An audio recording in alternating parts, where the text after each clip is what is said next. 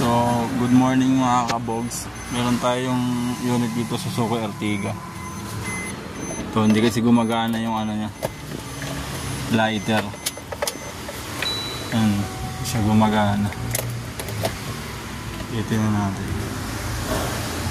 Dito pala yung ano niya, yung fuse box sa driver side, left side.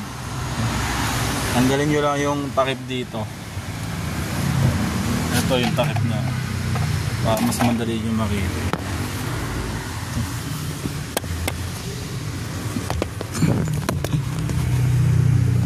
Ito yung fuse box nya. Ayan, sa ilalim. Tinanggal ko na pala. Ito pala yung fuse nya, putok. Ngayon papalitan natin yan.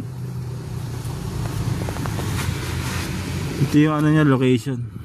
Ayun yung may bakante na yun. Tabi na ng 10 at 5 amperes dyan. Papalitan natin siya ng bagong fuse. Yan, papalitan natin.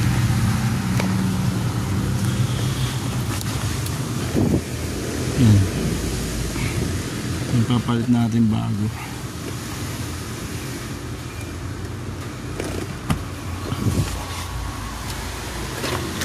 Yan. Yun. Okay na siya. Gumagana na siya mga kabogs. Yan. Ito yun, nakailaw na yung ano. Ayan, gumana na yung camera niya.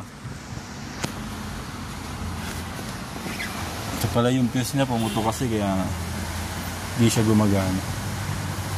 Yun lang yung ano niya, yung location ng fuse niya. Nakalagay sa cover niya, ACC number 2. 15 amperes pala yun. Ayun. Okay na siya, gumagana na siya mga kabogs. Thank you. Salamat sa panonood.